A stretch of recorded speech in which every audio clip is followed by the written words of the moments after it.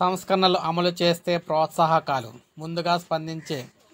ముందుగా నిధులు, భవనాల నిర్మాణ విస్తీర్ణం ఆధారంగా ఆస్తి పన్ను మదింపు, ట్రాఫిక్ నిబంధనలు ఉల్లంఘిస్తే ఆటోమేటిక్గా చలాన్లు, పరిపాలనా మార్పులకు కేంద్రం సూచనలు. సో మీరు ఇక్కడ చూసుకున్నట్లయితే రోడ్డు రవాణా, భవనములు, పట్టణ ప్రణాళిక, పంటల సాగు తదితర రంగాల్లో భారీ సంస్కరణలకు అమలు చేయాలని కేంద్ర ప్రభుత్వం అన్ని రాష్ట్రాలకు ఆదేశించింది. అమలు చేసే రాష్ట్రాలకు ప్రోత్సాహకాలు ఇస్తామని కూడా తెలిపింది. ఈ ఏడాది డిసెంబర్లోగా అమలు చేయాలని పేర్కొంది. ముందుగా అమలు చేసే రాష్ట్రాలకు ముందుగా నిధులు అనే నినాదంతో అయితే ప్రోత్సాహకాలు ఇస్తామని చెప్పేసి చెప్తుందన్నమాట. ఇందులో ముఖ్యాంశాలు అయితే చూద్దాం. అర్బన్ ప్రాంతాల్లో ప్రతి ఆస్తి, ఇల్లు, భవనాలు వైశాల్యాన్ని పక్కగా మదింపు చేసి ఆస్తి పన్ను వసూలు చేయాలి. ఒక్కో ఆస్తికి ఒక్కో యూనిక్ ఐడి కేటాయించి ఆన్లైన్లో నమోదు చేయాలి. ఆస్తి పన్నులు, స్టాంప్ డ్యూటీ వసూలుకు పెంచాలి. ఏదైనా ఆస్తిని ఎవరైనా విక్రయిస్తే రిజిస్ట్రేషన్కు ముందే ఆస్తి పన్ను బకాయిలు పూర్తిగా వసూలు చేయాలి. ఆస్తి పన్ను వసూలు పోర్టల్ను ఆస్తుల రిజిస్ట్రేషన్ పోర్టల్తో అనుసంధానించాలి. ఇలా తెలంగాణలో 1,00,000కు పైగా జనాభా ఉన్న 10 మున్సిపాలిటీల్లో అమలు చేస్తే 5 కోట్లు ఆదాయం, అంటే 5 కోట్లు ఇస్తామని చెప్పారు. ఇక ఆస్తి పన్ను నుంచే కాకుండా ఇతర మార్గాల్లో ఆదాయం పెంచుకునేందుకు మున్సిపాలిటీలు కృషి చేస్తే 10 కోట్లు ఇస్తామన్నారు. ఇక తెలంగాణలోని మున్సిపాలిటీలు, కార్పొరేషన్లో గత నెల 1వ తేదీ నాటికి ఖాళీగా ఉన్న పోస్టుల్లో 50% భర్తీ చేస్తే 30 కోట్లు ఇస్తామన్నారు. కాంట్రాక్ట్ విధానంలో భర్తీ చేస్తే 15 కోట్లు ఇస్తామన్నారు.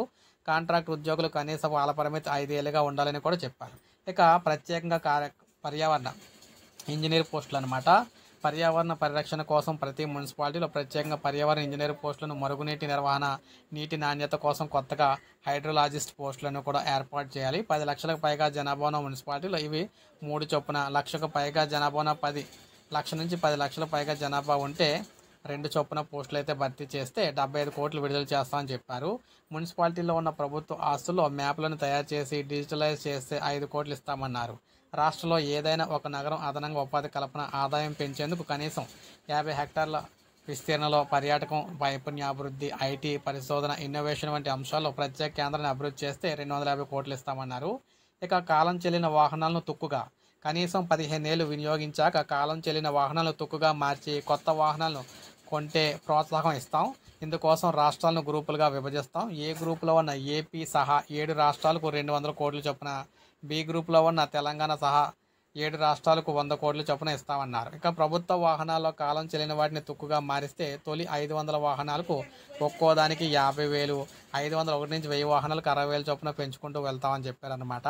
ఇక ప్రైవేటు వాహనాలు అయితే తొలి 500 వాహనాలకు ఒక్కొక్కదానికి 5,000, 501 నుంచి 2,000 వరకు కూడా 7,500 చొప్పున ఇలా పెంచుకుంటూ 5,000 వాహనాలకు మించితే ఒక్కోదానికి 20,000 చొప్పున అయితే ఇస్తామన్నారు. ఇక నిబంధనలు ఉల్లంఘించడం వల్ల ఏటా దేశంలో జరుగుతున్న రోడ్డు ప్రమాదాల్లో 80% మంది అయితే చనిపోతూ ఉన్నారని, వీటిని 2030 కల్లా 50% తగ్గించే లక్ష్యంతో రోడ్డు భద్రతను ఎలక్ట్రానిక్ ఎన్ఫోర్స్మెంట్ చేయాలని చెప్పేసి కనీసం 5 లక్షల మించి జనాభా ఉన్న పట్టణాలను ఈ పథకానికి రాష్ట్ర ప్రభుత్వం ఎంపిక చేయాలని చెప్పారనమాట.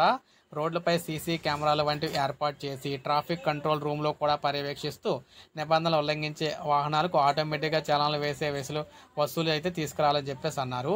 ఇక పట్టణ ప్రాంతాలకు ప్లానింగ్ అయితే 13 కోట్లు అయితే ఇస్తామన్నారన్నమాట. కేంద్రం దేశం మొత్తానికి నిర్దేశించిన ప్రోత్సాహకాలు ఎలా ఉన్నాయి? పట్టణ ప్రాంతాల ప్లానింగ్కు 13,000 కోట్లు, ఈజీ ఆఫ్ డూయింగ్ బిజినెస్ సంస్కరణకు 5,000 కోట్లు, వ్యవసాయ రంగంలో పంటల సాగు సంస్కరణ అమలు చేస్తే 6,000 కోట్లు, ఆర్థిక నిర్వహణ సంస్కరణలకు 6,000 కోట్లు, వ్యవసాయ భూముల రికార్డులు ప్రక్షాళనకు 5,000 కోట్లు, పట్టణ ప్రాంతాల్లో భూముల సంస్కరణకు 5,000 కోట్లు, గనుల రంగానికి 5,000 కోట్లు, పాత వాహనాలకు తొక్కుగా మార్చి కొత్తవి కొనుగోలు చే పథకానికి 2,000 కోట్లు, రోడ్డు భద్రతకు ఎలక్ట్రానిక్ ఎన్ఫోర్స్మెంట్ ఏర్పాటుకు 3,000 కోట్లు ప్రోత్సాహకాలు అయితే ఇస్తామని తెలిపింది.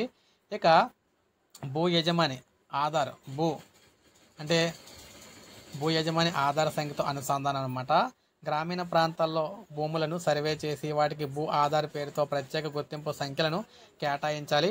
భూ యజమాని ఆధార్ సంఖ్యతో అనుసంధానించాలి. భూ యజమానుల వివరాలను వారి సెల్ నెంబర్తో సహా ఆన్లైన్లో నమోదు చేయాలి.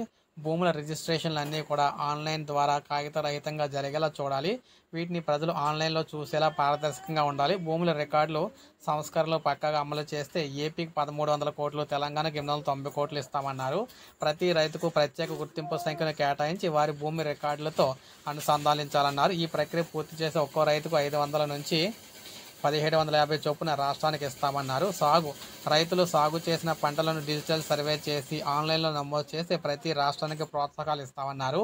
ఒక రైతు సాగు చేసిన భూమిలో ప్రతి 20 మీటర్లకు ఏ పంటలు ఉన్నాయనేది ఈ సర్వేలో కనిపించాలి. ఇక కేంద్ర ప్రాయోజిత పథకాలను అమలు చేసి లబ్ధిదారుల వివరాలను ఆధార్ సంఖ్యతో సహా ఆన్లైన్లో నమోదు చేస్తే రాష్ట్రానికి 350 కోట్లు ఇస్తామని చెప్పేసి ఇలాగా ఏపీ తెలంగాణకు సంబంధించి మొత్తం కేంద్ర ప్రభుత్వం అన్ని విషయాలను అయితే చెప్పిందనమాట. ఇలా వీటన్నిటికి సంబంధించి రాష్ట్ర ప్రభుత్వాలు కరెక్ట్గా మేనేజ్ చేస్తే అన్ని కరెక్ట్గా ఫాలో అయితే కేంద్ర ప్రభుత్వం అయితే డబ్బులు అయితే ఇస్తుంది. ఇవి కొత్తగా రూల్స్ అనమాట. కొత్త రూల్స్ అయితే వచ్చినాయి ప్రజలందరికీ కూడా. దాదాపు 10 అంశాలకు సంబంధించి ప్రజలకు సంబంధించి రూల్స్ అనమాట. ఇవి ఫాలో అవ్వాలి అందరూ కూడా. సో ఇది అప్డేట్. ఒక లైక్ చేయండి, సబ్స్క్రైబ్ చేసుకోండి, మన ఛానల్ సబ్స్క్రైబ్ చేసుకోండి.